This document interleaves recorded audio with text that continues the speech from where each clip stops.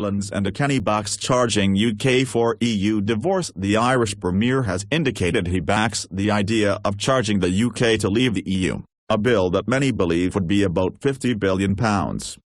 As the PM meets EU leaders for the last time before Article 50 is triggered, Ireland's Enda Kenny told Sky News political editor Faisal Islam, "When you sign on for a contract you commit yourself to participation.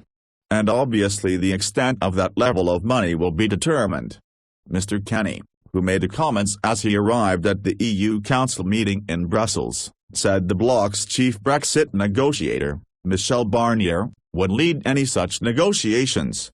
"Britain will have a say," added Mr. Kenny. "But that will have to be faced, it will have to be dealt with, and it will be dealt with."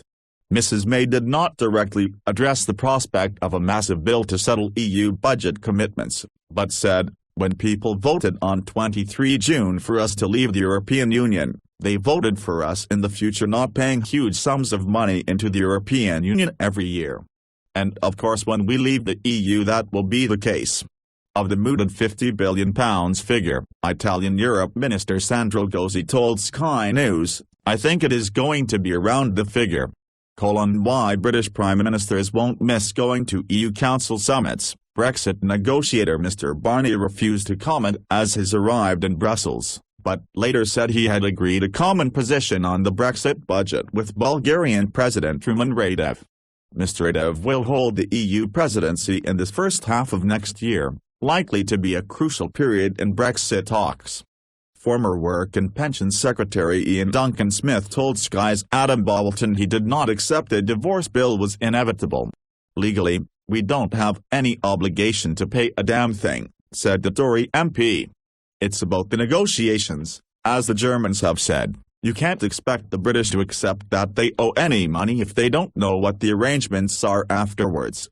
You have to have all of that in the negotiations at the same time." Mrs. May has said she will formally kick off Brexit negotiations by the end of month by invoking Article 50, but legislation on the issue has been held up by two Lords' defeats.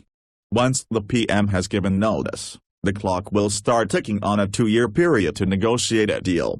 Meanwhile, as EU leaders gather in the Belgian capital, they have also confirmed Donald Tusk will get another term as Council President. The Polish politician faced attempts from the Prime Minister of his home country to block him, but will now continue to play a central role in hammering out a Brexit deal.